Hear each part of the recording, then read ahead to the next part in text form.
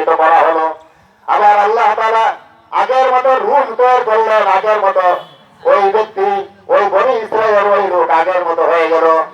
আল্লাহ পাক বললেন, হে পাপিষ্ঠ, তুমি এই কাজ কেন করেছ? এদিকে ফেরেশতারা প্রশ্ন করবে, সওয়াল করবে। আল্লাহ ফেরেশতারা বললেন, তোমরা বল।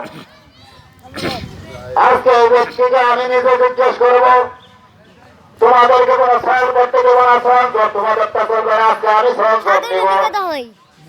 আল্লাহ পাক বললেন, হে পাপিষ্ঠ, এই কাজ কেন করেছ? এই ব্যক্তি বলে, মাওলা ইয়া রাব্বাল আলামিন, আসলেই তো আমি পাপিষ্ঠ, আসলেই তো আমি অপরাধী। জীবনে এমন কোন গুনাহ রাখি নাই যেটা করি নাই। এটা জিকির করি, লা ইলাহা ইল্লাল্লাহ, লা ইলাহা ইল্লাল্লাহ, লা ইলাহা ইল্লাল্লাহ, লা ইলাহা